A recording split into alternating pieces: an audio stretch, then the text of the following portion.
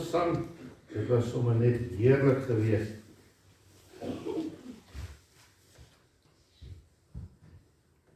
Liewe vriende, as u die woord van die Here dan saam met u gebring het, wil ek u nooi om dit ook dan oop te maak by die brief van Romeine.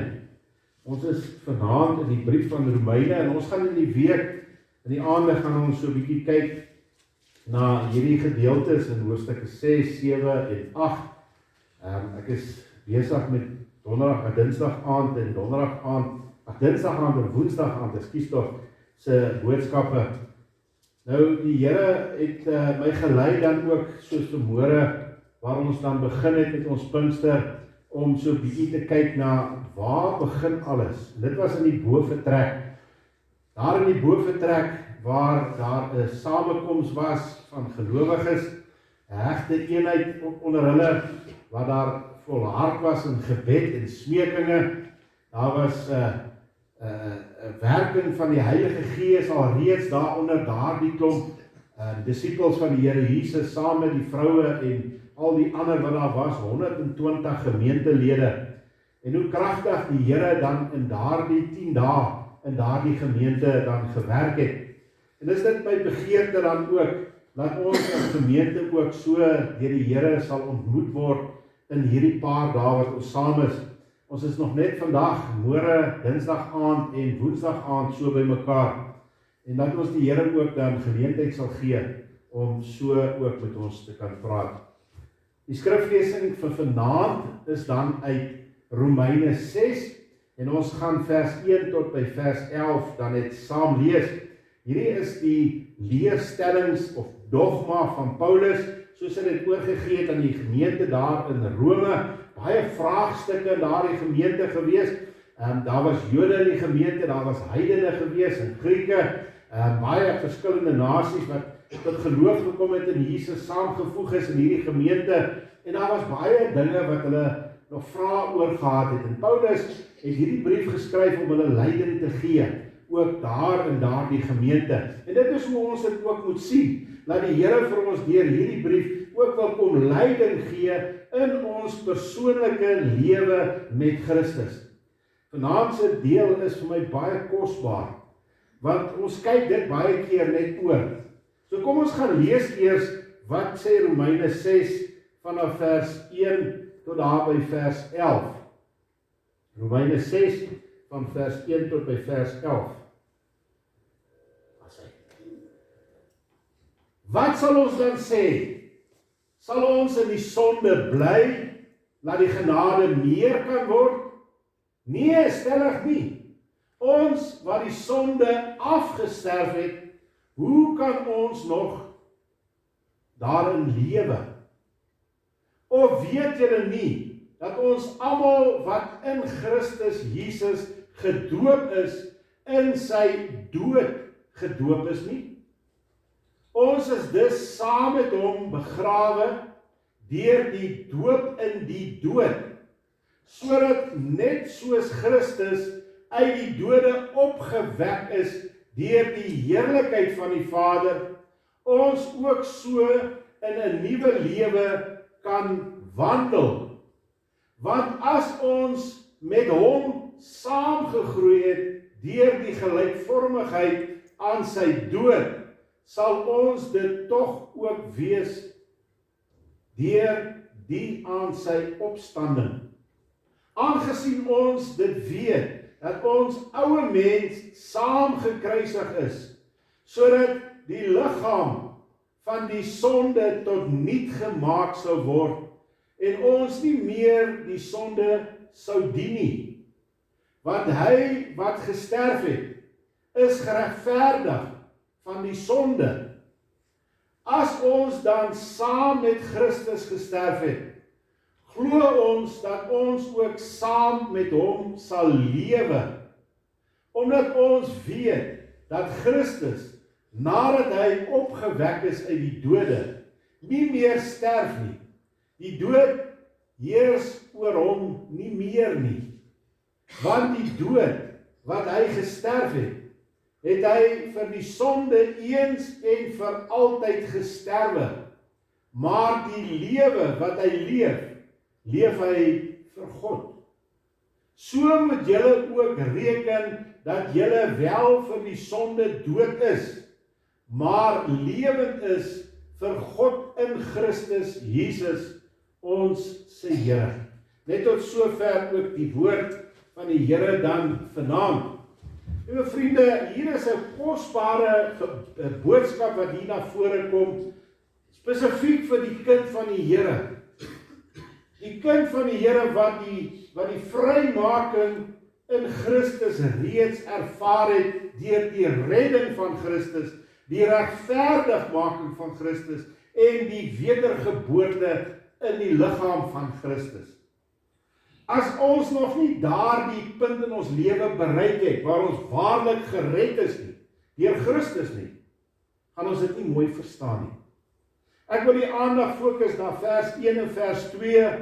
Paulus sê hierso, wat sal ons dan sê? Sal ons in die sonde bly, dat die genade meer kan word? Uit genade is julle gered, sê die woord van die Here. Nie uit julle self nie, sodat ons nie kan roem nie. Christus red ons uit sy genade. Nou die mense sukkel met sonde in hulle lewens daar in Rome. Nou sê Paulus vir hulle, sal ons in die sonde dan bly, dat die genade net meer en meer kan word? Hy sê, nee, stellig nie. Ons wat die sonde afgesterf het, hoe kan ons nog daarin lewe? En ek wil vanaand dan hieruit met die praat onder die tema, vry van die oorheersing van sonde. Baie kinders van die Here sukkel met sonde in hulle lewens. Verskillende sondes. En ek sluit nie myself hier uit nie. Daar is sekere dinge waarmee ons in stryd is in hierdie lewe. Môreaand gaan ons bietjie verder gaan en daar gaan so 'n bietjie meer hieroor gesê word. Hoekom daar so 'n stryd in ons lewens en ons gaan dit daar ook aanraak. Nou ek het so gedink om vry te wees. Vat nou iemand en jy bind jou hande hier agter jou rug en hulle is nou vasgebind. Jy kan niks doen nie. Jy het nie vryheid nie. Daardie hande moet eers losgemaak word, sodat jy hulle vrylik kan gebruik en te kan doen wat jy wil hê dit moet gedoen word. Jy moet vrymaking ontvang. Net so is dit met 'n mens se geestelike en jou emosionele lewe. Ons word gebind geestelik deur sonde. Ons word emosioneel gebind deur sonde. Ons kan kyk daarna hoe ons wil, maar op die ou einde gaan ons kry dat ons in rebellie is met God se woord. En daarom word ons so gebind. En solank die mens gebind is, sal hy nooit oorwinning kan kry in sy lewe nie. Daar kan nie oorwinning wees nie. Met redding het die Here ons totaal vrygemaak daarvan. Dis nie nog 'n werk wat hy moet doen vir ons nie. Hy het reeds daardie werk gedoen. Aan die kruis en in my jou se lewe by redding. In hierdie gedeelte wat ons saam gelees het, sal ons vind wat noodsaaklik is, sodat ons as kinders van die Here tot daardie volwassenheid sal kom, om geestelik en emosioneel vry te kom en oorwinning te smaak. En dit is eintlik baie maklik. Ons het nou daardie liedjie gesing, dit is my tema lied vir hierdie week. Dis die begeerte van my hart, dat daar werklik waar in hierdie week iets sal gebeur in ons harte en ons lewens. Stuur dit hierheen, Heer, stuur dit hierheen. 'n Magtige herlewing, stuur dit hierheen. Wat moet ons doen? Neem weg wat hinder, maak vry my gees. Laat ek in herlewing u mondstuk kan wees. As daar iets in ons lewens is, wat ons bind, wat ons vasmaak, kan ons nie geestelik groei nie. Dit is sonde in ons lewens. As daar iets is wat ons emosioneel knak, en ons kry nie oorwinning nie, is dit sonde in ons lewens, want Jesus Christus het die oorwinning behaal daar in die tuin, oor ons emosies. Hy het die oorwinning. Hy het die oorwinning aan die kruis behaal, toe hy gesterf het vir ons sonde. En wanneer hy jou my red, dan gee hy reeds daai oorwinning vir ons. Ons het nie eens nodig om daarna te gaan soek nie. Om die Here waarlik te kan dien, moet die mens vry wees. Hier in ons gedagtes. Dis waar ons moet vrykom. Vleeslikheid maak ons gebind en dit hou ons terug. Daai ek wil. Dit wat ek wil moet geld. My keuses in die lewe. Daar in die offers leer ons waar hulle dan die brandoffer moes gebring het, was 'n jong billetjie. Wat doen 'n jong bil? Die plaasboere weet. Daai bil gaan vir jou ook kom stamp met daai kop. Hy wil oor almal loop. Hy dink hy's groot en hy kan die groot bulle sommer uit die pad uit stamp. Die rammetjies. Wat doen hulle? Daai hardkoppigheid wil die Here hê ons moet op die altaar kom plaas. Ons moet vrykom van myself. Hierdie vryheid kan ons net in Jesus Christus vind. Hy het ons reeds gered. Maar hy wil hê ons moet besef dat ons daardie vryheid in hom reeds het. En ons moet dit eintlik net opneem. Die verlore mens, hy identifiseer hom met Adam en die sonde en die oordeel. Dis waar hy in pas.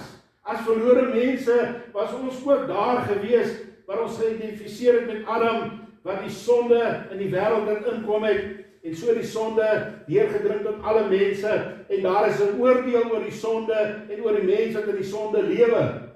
Maar die weergebore mens, wat waarlik gered is en weergebore is, moet hom vereenselwig met Christus, sy geregtigheid en sy regverdigheid. Waar skaar ons onsself as kinders van die Here? En daarom identifiseer die weergebore mens hom met die dood van Christus, met die graf. Maar ons bly nie daar nie, daar is 'n opstanding van Christus gewees. En wanneer hy ons wederbaar, kom gee hy vir ons nuwe lewe in Christus. Jesus het die dood oorwin. Kind van God, jy het nie nodig om emosioneel en geestelik dood te wees nie. Daar is oorwinning wat reeds vir jou daar is. In die opstanding van Jesus is daar 'n opstanding vir ons as kinders van die Here in 'n nuwe lewe. Paulus sê, kyk, alles het nuut geword. Die ou dinge het verbygegaan. Hy strek hom uit na wat voor lê. Daardie nuwe lewe is beskikbaar vir die weergebore mens. Jy het dit reeds. Het jy dit al opgeneem? Vanaand moet ons onsself kom meet aan die woord van die Here hier in Romeine 6. En ons moet kyk of ons met ons hele wese ons vereenselwig met Christus se geregtigheid. Sê ons maar net ons is kind van die Here en ons praat mooi praatjies en ons probeer uit ons harte uit, maar doen ons werklik waar wat Christus wil hê ons moet doen? Of is daar nog sonde in ons lewens wat ons koester? Lewe ons in gevangenskap van die vlees en die vleeslike begeertes, of lewe ons in die oorwinning van die Gees van God? Vanaand kyk ons dan vrymaking van sonde en wat dit behels. Kom ons kyk wat skryf Paulus hier vir hierdie gemeente, hierdie gelowiges, hierdie kinders van die Here. Die vrymaking van sondes behels in die eerste plek, jy is dood vir sonde. Jy is nou dood vir sonde. Wat bedoel Paulus wat hier staan? Ons kyk wat sê die woord, vers 2. Ons wat die sonde afgesterf het. Jy het tot bekering gekom, jy gee jou sondebelydenis, doen jy voor Christus, jy gee dit vir Christus, jy het dit afgesterf. Hoe kan ons nog daarin lewe? Jy moet dood wees vir die sonde. Hoe wil ons dan nog die sonde lewend hou hier binne in ons? Die mens se redding en regverdigmaking is gebaseer op die wete dat jy 'n sondaar mens is en dat jy na Christus toe gaan en opreg met berou jou sonde vir Jesus gegee het. Jy het dit weggegee, jy het dit afgesterwe. Jy is nou dood vir die sonde van die sondeval. En dat Jesus het jou vergewe. Jy sit met daardie wete. Jy is gered. En dit beteken dat ons die sonde dan afgesterf het. En die mens dan dood is vir sonde. Dit beteken, of sê nie dat ons nooit weer sonde gaan doen nie. Ons is nie nou sondeloos volmaak nie. Ons is 'n mens, en ek gaan nou net 'n bietjie meer uitbrei. Maar die sonde is daar. Maar ek moet dood wees vir daardie versoeking van die sonde. Dit beteken dat dat Christus is nou eers in my lewe. En ek wil nie meer die sonde dien nie, maar vir Christus. Daar is 'n bewuste keuse in my lewe, wanneer die versoeking voor my staan. Sonde het nie meer houvas op die kind van God nie. Vers 1 en vers 2 wat ons gelees het, wat sal ons dan sê? Sal ons in die sonde bly, dat die genade meer kan word? Paulus sê, nee, ons wat die sonde afgesterf het, ons het dit vir Christus gegee. Hoe kan ons nog daarin lewe? Vertel dit vir my, verduidelik vir my, hoe kry julle dit reg om nog in die sonde te lewe? Daarin vashou, dit te koester in jou lewe. Van God se kant af het hy afgehandel met die sonde aan die kruis. Dit is verby. Hy het dit finaal afgehandel. Die mens se sonde is afgehandel wanneer jy na Christus toe gaan, jou sonde bely en hy jou vergewe en regverdig verklaar. Jy het die sonde afgesterwe voor Christus. Dan is ons sonde weer afgehandel in die dood van Christus en nie op ons meriete nie. Ek begin nie net 'n mooi lewe lei en goeie dingetjies doen nie. Nee, ek het dit vir Christus gegee. Romeine 6 vers 3. Of weet julle nie dat ons almal wat in Christus gedoop is, jy het jou vereenselwig met Christus se dood, in sy dood gedoop is nie. Ons is nou in Christus se dood gedood. Hy het 'n sterwe gehad in sy liggaam. Ons het ons sonde vir hom gebring. Ons het eintlik, so te sê, saam met Christus gesterwe vir die sonde. Hierdie doop verwys dan na die reiniging en die skoonmaking van ons sonde toestand voor God. Die mens se innerlike reiniging wat deur die dood van Christus bewerk is. Die sonde is vasgevang in die siel van die mens. Nie uiterlik nie, maar daar binne in die siel van die mens, daar in die wese van die mens. En daarom dat dit in die siel is waar die reiniging moet plaasvind. Daarom moet ons tot 'n sonde besef kom. Daarom moet ons dit bely voor Jesus, sodat ons dit ook kan afsterwe in Jesus se dood. Romeine 6 vers 4 wat ons sê, ons is dus saam met hom begrawe deur die doop in die dood. Die dag toe ek en jy na Jesus gegaan het, met ons sonde belydenis, en ons het opreg vir hom gegee, het ons saam met hom in die graf ingegaan, vir daardie sonde. Ons is gedoop in die dood van Christus, sodat net soos Christus uit die dode opgewek is deur die heerlikheid van die Vader, ons ook so in 'n nuwe lewe kan wandel. Hy kom en hy wederbaar ons, hy kom maak ons 'n nuwe skepsel. Beredding bly die mens sy sonde. Daar is 'n sterwe en die sonde word in die dood ingeneem van Christus. Dan word die mens deur die Gees van God wedergebore, nuwe lewe gegee, sodat die mens kan opstaan as 'n nuwe skepsel in Christus. Dit gebeur alles innerlik, hier in ons gedagtes, hier in ons verstand. Dis nie iets wat bonatuurlik met ons gebeur nie. Dis iets wat ons bewustelik in ons lewe moet deurmaak.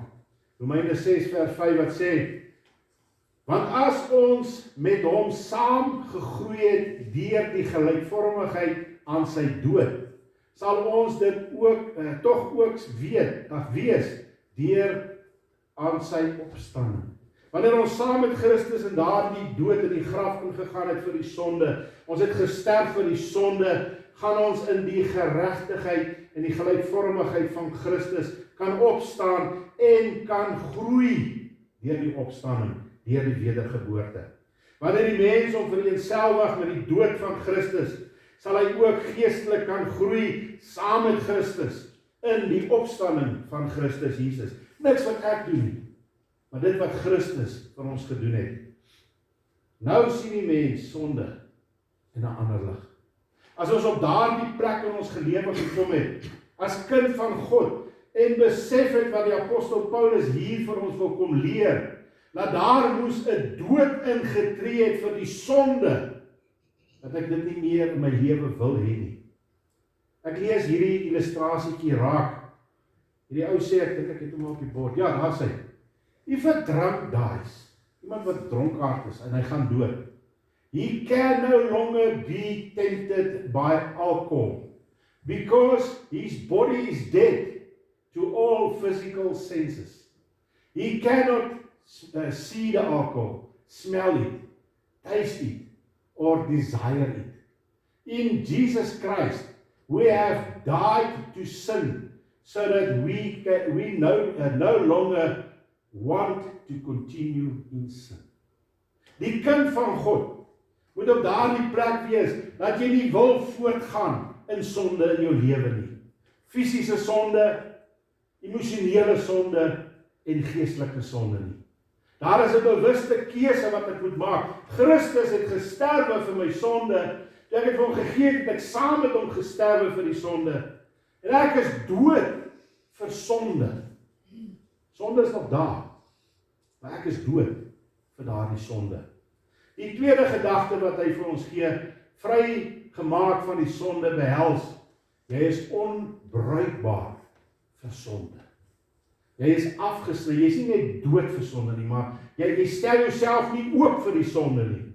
Romeine 6 vers 6 wat sê, aangesien ons dit weet, dat ons oude mens saam gekruisig is, sodat die liggaam van die sonde tot niet gemaak sou word, die dood, en ons nie meer die sonde sou dien nie.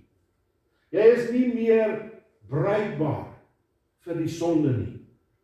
Sonde is soos 'n dwelm. Wanneer hy jou het, dan vat hy jou vas. En jy sukkel om daar uit te kom. Want baie mense sê dit is lekker, maar dit is nie altyd lekker nie. Die sielevyand, hy is op soek na gewillige mense, waarmee hy kan vang, om hulle te gebruik, om in sonde te lewe. Hy doen dit met kinders van die Here.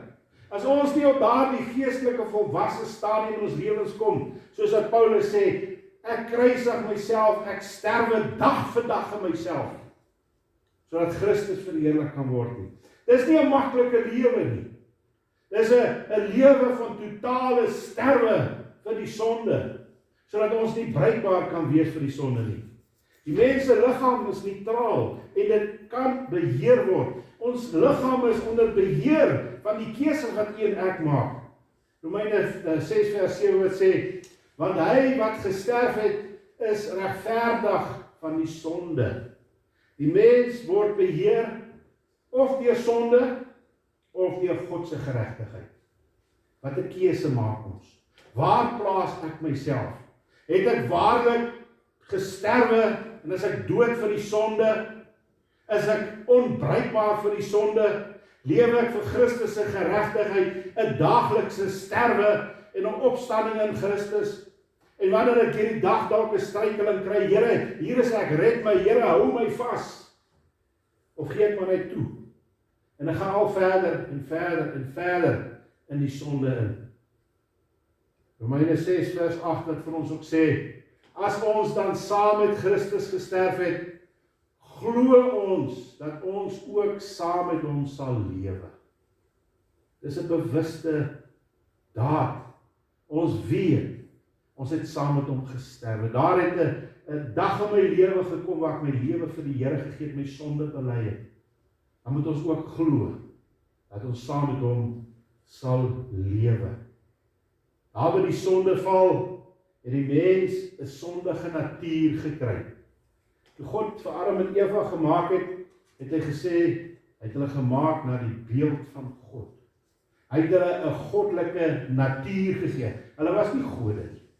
Was 'n mens met 'n goddelike natuur, 'n onskuldige natuur sonder sonde.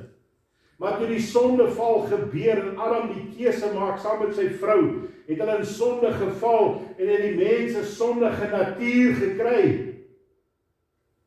By redding, wat gebeur? Ons kry weer 'n goddelike natuur. Die Heilige Gees kom woon in ons. Die Here kom en hy stort sy liefde in ons harte uit deur die daad van wedergeboorte. Ons ontvang hierdie goddelike natuur. Maar die sondige natuur is nog steeds daar. Hy gaan nie weg nie. Dit is eers met verheerliking, wanneer ons hemel toe gaan, waar die sondige natuur heeltemal verdwyn. Nou sit ons as mens met hierdie twee nature hier binne in ons. Ons gaan môre aan bietjie daarna ook kyk. Die twee nature, die vlees en die gees van God. Die goddelike natuur en die sondige natuur. En daar is 'n stryd tussen hierdie twee nature binne in ons. Daarom dat hy gedurig gepoog word, dat ons in die sonde moet val van die sondige natuur. Maar God wil ons daarvan af weerhou. Die mens bepaal aan wie hy die oorwinning gee in sy lewe. Dit is ons wat daai keuse maak. Baie keer sê ons nee, ek het nie 'n keuse gehad. Nee, ons het altyd 'n keuse. In Christus is die begeerte om die sonde te laat sterwe. Daar moet 'n dood wees vir die sonde. Ons moet nie bruikbaar wees vir die sonde nie. Romeine 6 vers 6 wat vir ons sê, aangesien ons dit weet dat ons ou mens saam gekruisig is, sodat die liggaam van die sonde tot niet gemaak sou word en ons nie meer die sonde sou dien nie. In Christus kan ons daai keuse maak. Ons kan nie sê nee, ons wil nie. Ons kan, want dan gee ons die oorheersing, die beheer aan Christus. Maar as ek neutraal staan en ek wil nie die Here die eer gee nie, ek wil nie onder sy gesag staan nie, dan gee ek die sonde en die vlees beheer in my lewe. Daardie vers sê, aangesien ons weet dat ons die ou mens saam gekruisig het, sodat die liggaam van die sonde tot niet gemaak is. Daardie woord tot niet gemaak, beteken nie hy is weg nie. Die oorspronklike woord betekenis in die Woordeboek staan, dit is onaktief gemaak. So die begeerte na sonde, die versoekinge is daar, dit is net onaktief, want ons is nou onder die beheer van Christus. Dis wanneer ons, deur ons keuses, dit weer aktief maak, dat ons beheer gee ook daaraan. Dit is soos kanker in die liggaam. Kanker is daar en hy gaan nooit weg nie. Hy word net onaktief. Maar deur 'n verkeerde leefwyse en verkeerde keuses kan ek weer die kanker aktiveer. En dit is hoe dit gebeur. Ons is gered, ons is kinders van die Here, ons is op pad hemel toe. Maar deur verkeerde keuses in my lewe gee ek weer beheer en ek maak die sonde weer aktief in my lewe. Sonde is onaktief totdat die mens dit deur verkeerde dinge aktief maak. Ek is in beheer. En wie beheer my? Christus of die duiwel? Die sonde en die dood het geen heerskappy oor Christus nie. Hy het die oorwinning reeds behaal. Daarom is dit baie veiliger om jou te skaar onder die beheer van Jesus Christus. En hoe doen ons dit? Deur sy woord. En te doen wat sy woord vir ons sê. Nie te rebelleer nie. Romeine 6 vers 9 wat sê, omdat ons weet dat Christus, nadat hy opgewek is uit die dode, nie meer sterf nie. Hy het oorheersing oor die dood. Die dood heers oor hom nie meer nie. Daardie dood word ook vereenselwig of met die woord van sonde. Daarom wanneer ons in Christus is, het die sonde en die dood oor ons nie meer heerskappy nie. Wanneer ons skaar onder Christus. En ons is onbruikbaar vir die sonde. Vers 10 gaan verder, hy sê, want die dood wat hy gesterf het, het hy vir die sonde eens en vir altyd gesterwe. maar die lewe wat hy leef hy vir God. Vrymaking van sonde behels, dat ek dood is vir sonde. Laat ek onbruikbaar is vir sonde. Maar dit gaan verder. Kyk wat sê Paulus verder. Hy sê, vrymaking van sonde behels, ek is lewend vir Christus. Ek is dood vir die sonde, ek is onbruikbaar vir die sonde, maar ek lewe vir Christus. Vers 11. So moet julle ook reken dat julle wel vir die sonde dood is, maar lewend is vir God in Christus Jesus, ons Here. Hy sê daar so moet julle ook reken. Daardie woorde beteken om in ag te neem, om ernstig na te dink, om te oordink. Hy sê, so moet julle ernstig nadink, bewustelik nadink, dat julle wel dood is vir die sonde, maar lewend is vir Christus Jesus. Ons moet nou lewe vir Christus.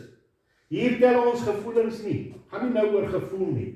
Nou gaan dit oor intellektuele verstand. Keuses wat ons maak, doelbewuste keuses. Of ek het nou wil doen of nie, maar Christus sê ek moet dit doen, dan doen ek dit. Dis om te weet, regverdigmaking in Christus maak die mens dood vir die sonde, maar dit maak ook die mens lewend vir Christus. Ons kan nie op die draad sit nie. Ons kan nie sê, nee, ek is dood vir sonde en ek bly weg van sonde af en ek so right nie, maar jy lewe nie vir Christus nie. Ons het vanmôre daarna gekyk in die boventrek. Wat vra die boventrek van ons? Watter kant van die draad sit ons? As ons nie doen wat die woord vir ons sê nie, dan is ons in die sonde. Ons het onsself oopgestel vir die sonde. Maar as ons gaan doen wat die woord van die Here sê, plaas ek my lewend vir Christus. Ons het die vermoë in Christus om regte keuses te maak. Dis wanneer die mens met die verstand begin dink aan sy geestelike en emosionele lewe, en nie met die vlees en met die emosies gedrewe nie, dat hy kan verander in sy toewyding aan Christus. Liewe vriende, vrymaking van sonde behels, dat ons lewend is vir Christus. En dan die laaste gedagte, vrymaking van sonde behels, dat ons beskikbaar is vir Christus. Vers 12 wat vir ons sê, laat die sonde dan in julle sterflike liggame nie heers, dat julle aan sy begeerlikhede gehoorsaam sou wees nie. Moenie aan die sterflikheid, moenie aan die sterflike liggaam, ekskuus tog, beheer gee aan die sonde nie. Nee, laat die Here beheer neem in jou lewe. Raak beskikbaar vir Christus in jou lewe. Eerstens moet die mens nie toelaat dat die sonde in sy liggaam oorneem nie. Vers 12 wat dit vir ons sê, laat die sonde dan nie julle sterflike liggame nie heers nie. Dit beteken om nie toe te gee aan die versoekinge wat oor ons paai kom nie. Dis wanneer die mens toegee aan die versoeking wat die sonde kom. Versoeking is nog nie sonde nie. Wanneer ons toegee daaraan wat daar sonde is. Jesus het aan die kruis betaal vir die sonde. Vir elkeen van ons se sonde. En in Christus vind ons die vrymaking van die sonde by ons redding. En ons vind dit by die wedergeboorte waar die Here ons nuwe lewe gee. Die weergebore mens is nie meer 'n slaaf van die sonde nie, maar is vrygemaak om Jesus te kan dien. Daarom het ons gekyk na hierdie paar dinge. Dat vrymaking van sonde behels, dat jy is dood vir sonde. Jy is onbruikbaar vir sonde. Jy is lewend vir Christus.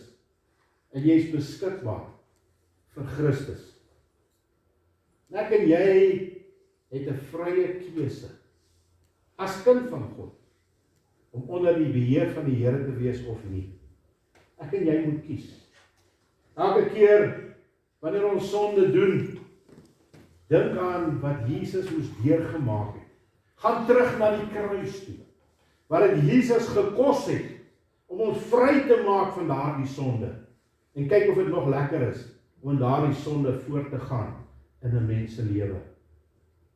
Kom ons hou vas aan die Here Jesus Christus. Kom ons soek hom, in besonder hierdie tyd van Pinkster. Maar kom ons soek hom daagliks in ons lewens. 'n Daaglikse sterwe, Here, kom maak my vandag weer nuut. En kies elke dag die pad van die Here. Amen.